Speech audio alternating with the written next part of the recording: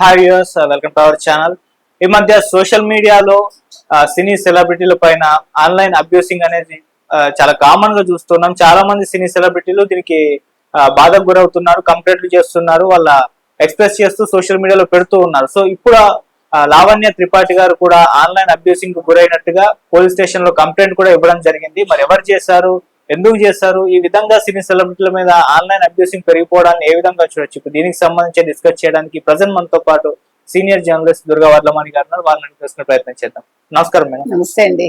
మనం లావణ్య త్రిపాఠి గారు అయితే ఈ విధంగా పోస్ట్ పెట్టి కంప్లైంట్ ఇవ్వడం కూడా జరిగింది. సైబర్ క్రైమ్ వాళ్ళకు ఆన్లైన్ లో అబ్యూస్ చేస్తున్నారని చెప్పేసి. అంటే ఏం జరిగింది మేడం లావణ్య త్రిపాఠి గారి విషయంలో? అంటే అసలు ఈ సోషల్ మీడియా వచ్చాక దేనికి ఎల్లలు ఉండట్లేదు చెప్పాలంటే. అంటే మీరు మంచిగా మాట్లాడితే తప్పులేదు. ఇప్పుడు మన ఎన్నిసార్లు చెప్పినా మీరు కమెంట్ చేసినప్పుడు ఆ గైడ్ లైన్స్ మర్చిపోకుండా చేస్తే ఆహ్లాదకరంగా ఉంటే బాగుంటాయి. అసలు లావణ్య త్రిపాఠి గురించి నెగిటివ్ మాట్లాడడానికి ఎలా మనసు ఒప్పుతుంది మనకు అర్థం కాదు. ఇప్పుడు వరుణ్ తేజ్ భార్య ఆవిడ, నాగబాబు గారి కోడలు. అయితే మనకి ఎప్పుడు కూడా ఆవిడ మీద ఒక నెగిటివ్ ఇంప్రెషన్ ఇంతవరకు లేదు. అసలు సినిమాల్లో కావచ్చు, ఆవిడ బయట కావచ్చు, వ్యక్తిగతంగా కావచ్చు, షీఈ్ వెరీ, అంటే తను చూడటానికే కాదు, మాటే కాదు, అన్ని చాలా బాగుంటాయి ఆవిడవి. ఎప్పుడు ఆవిడ హద్దులు దాటి మనం చూడలేదు ఏ విషయంలో కూడా. అంటే మనం హద్దులు పెడుతున్నాం అని కాదు, జనరల్ గా మనం మాట్లాడుకుంటాం. ఎందుకంటే ఎవరికి ఎవరు హద్దులు పెట్టాల్సిన పని లేదు, నెంబర్ 1. నెంబర్ 2 ఏంటంటే ఆవిడ ఒక బాబుని కన్నారు. ఈ మధ్య కాలంలో సినిమాల్లోకి వస్తారా అంటే, బాబు కొంచెం పెద్ద అయ్యాక నేను చేస్తాను అంటే, బాబుని చూసుకుంటూ చేసే ఆ టైం జోన్ అనేది నాకు కంఫర్ట్ గా ఉంటే నేను చేయగలను అని చెప్పారు ఆవిడ. మరి అటువంటి ఆవిడ మీద పర్పుల్ క్రేయాన్ 00 అని ఒక ఇన్స్టా అనుకుంటా కదా, అది ఎవడో ఓపెన్ చేశాడు, బూతులు రాస్తున్నట్టు. తప్పు కదండి. అసలు ఆడవాళ్ళ మీద మీరు ఎందుకు రాస్తారు అట్లాగా? అసలు మీకు ఏం హక్కు ఉంది? నాకు అర్థం కాని విషయం ఏంటంటే, అసలు ఆడవాళ్ళు ఎందుకు టార్గెట్ అవుతారు? ప్రతి దానికి ఎవడో ఏదో చేస్తే వాళ్ళ అమ్మని, ఆళ్ళని, వాళ్ళ పిల్లల్ని తిట్టే హక్కు మీకు ఎవడిచ్చాడు? నిన్ను నువ్వు తిట్టుకో. నీకు అంత ఒళ్ళు పొగరెక్కుంటే నిన్ను నువ్వు తిట్టుకో. నీ ఇంట్లో వాళ్ళని కూడా తిట్టమని చెప్పను ఆడవాళ్ళని, అది కూడా తప్పే. నీ తండ్రిని తిట్టుకో. అసలు ఎక్కడండి ఇది? ఎక్కడి సంస్కారం ఇది? మనం ఎక్కడికి వెళ్తున్నాము కదా? ఆవిడ అందుకని ఇవాళ సైబర్ క్రైమ్ లో ఆవిడ కంప్లైంట్ ఇచ్చారు. అది చెప్పి ఇన్స్టా అకౌంట్ గురించి చెప్పి అతను పట్టుకోండి, పట్టుకుని తగిన శిక్ష వేయండి అన్నారు. అది మానసికంగా ఎంత వేదన కలిగిస్తుందంటేనండి, అసలు అనవసరంగా మనం ఎవరికో టార్గెట్ అయ్యి ఆ బాధ అనుభవించేవాడికి తెలుసు. ఊరికేనే మన ఎవడైనా ఒక మాట అంటేనే హర్ట్ అవుతాంగా మనం. ఇప్పుడు నేను నా పాటికి నేను వెళ్ళిపోతుంటే ఎవడో ఊరికే తిట్టాడు అనుకోండి, అది ఎంత బాధాకరం. అలాంటిది అసలు సంబంధం లేదు. ఆవిడ సినిమాల్లో నటించుండొచ్చు, అది వేరు. ఇప్పుడు ఆవిడ ఒక ఇల్లాలుగా ఉన్నారు కదా, అసలు సినిమాల్లో ఉన్నా అనకూడదు, ఆవిడ వృత్తి అది.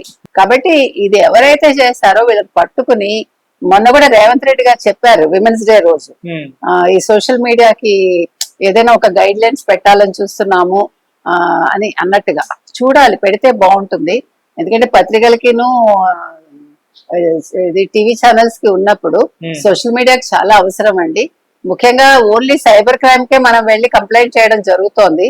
అలా కాకుండా ఆ కంటెంట్ అక్కడికక్కడే ఆగిపోయేలాగా ఆ వ్యక్తి ఎవరు అని పట్టుకునే విధంగా మనకి ఏదైనా ఒక టెక్నాలజీ వస్తే బాగుంటుంది అనేది నా ఉద్దేశం. కాకపోతే ఇప్పుడున్న గైడ్ లైన్స్ పెట్టడం అంతా కూడా పాసిబుల్ అని డౌట్ కూడా వస్తుంది. ఎప్పటి నుంచో కూడా చాలా మంది మీద అబ్యూసింగ్ గురవ్వడం, వాళ్ళు కంప్లైంట్ చేయడం, మళ్ళీ రిపీట్ అవ్వడం, ఇటువంటి సందర్భాలు చూస్తూ ఉన్నాం. అందుకే అంటే ఛానల్ ఆగిపోవాలి, ఆటోమేటిక్ గా ఆ ఛానల్ ఆగిపోవాలి. మీకు అర్థమైందా? వాడు మళ్ళా అసలు యాక్సెస్ లేకుండా చేయాలి. అట్లా మీరు ఒక టెక్నాలజీని రూపొందించండి అంటున్నా. ఇప్పుడు నేను ఇంతకు ముందు మీకు చెప్పా, ఇప్పుడు స్పీడ్ గా వెళ్తూ ఉంటాడు ఒకడు, వాడికి అక్కడ బ్రేక్ పడిపోవాలి, ఆ బండి కదలకూడదు. అట్లా ఒక యాప్, మీకు అర్థమైందా? పోలీస్ చేతుల్లో ఉండాలి. ఎందుకంటే ఎంత ఘోరంగా వీళ్ళు ఎలా చేస్తున్నారో అలాగే ఈ సోషల్ మీడియా కూడా. దీని వల్ల నష్టం కదా. ఇప్పుడు అక్కడ ప్రాణాలు పోతాయి, అతన్ని పోతే పోయింది, అతని వల్ల పక్కవాడి ప్రాణం పోతుంది ముందుగా. మనందరం అనుభవించిన వాళ్ళమే, అనవసరంగా మనందరం యాక్సిడెంట్లకు గురైన వాళ్ళమే. కాబట్టి అదే రకంగా ఇది కూడా ఒక రకమైన ప్రమాదమే కదా. ఇది మానసిక ప్రమాదం. ఇది అంటే ఆ జాడ్యం ఉంది అతనికి. ఆ మానసిక జాడ్యాన్ని వదలగొట్టాలంటే ఖచ్చితంగా ఒక యాప్ ఉండాలి, ఆగిపోవాలి అక్కడ. అతనికి అసలు మళ్ళీ యాక్సెస్ అనేది ఉండకు. ఓకే మేడం, కొంతమంది సెలబ్రిటీలు ఈ ఆన్లైన్ అబ్యూసింగ్ అలవాటు పడిపోయారు. వాళ్ళు కూడా కామెంట్లు పెడుతూ అటాక్ చేసిన సందర్భాలు కొంతమందిలో చూస్తాం.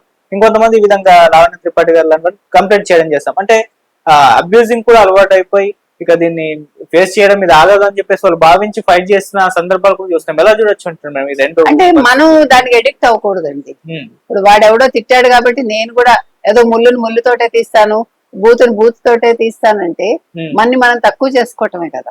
ఓకే. ఇప్పుడు కొంతమంది అలా మాట్లాడగలరు, ఏదైనా ఆడవాళ్ళు కూడా ఉమ్, కొంతమంది మహిళలు మాట్లాడతారు, అందరూ మాట్లాడలేరు. అవును. మన సంస్కారం అడ్డొస్తుంది, అది కూడా మంచి పద్ధతి కాదు. ఉమ్, ఏదైనా మనం ఎదుర్కోవాలంటే తిట్లతోటి ఎదుర్కోవడం కాదు, ఉమ్, వేరే రకంగా మనం ఏ రకంగా చేస్తే బాగుంటుంది, ఎలా పోరాటం చేయాలి, ఉమ్, ముందు మనలో ఏదైనా లోపం ఉంటే మనం కరెక్ట్ చేసుకోవడం కూడా తప్పులేదు. ఉమ్, ఇప్పుడు నాది ఏదైనా మీకు నచ్చలేదు అనుకుందాం, ఇప్పుడు 10 మందికి నచ్చచ్చు, 100 మందికి నచ్చకపోవచ్చు.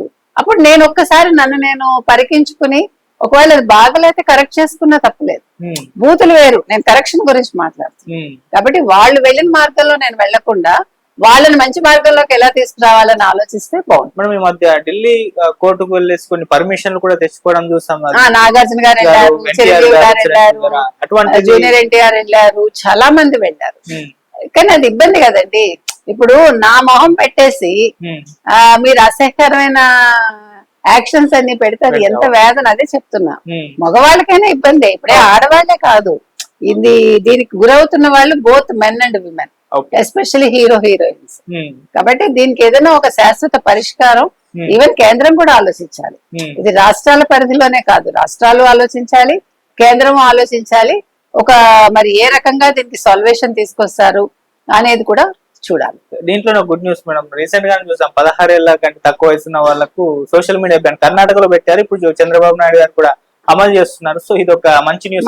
అదే నేను అంటున్నది, అలా అన్ని రాష్ట్రాలు అమలు చేసి ఇంకేదైనా కొత్తగా చేస్తే బాగుంటుంది. Right, thank you so much.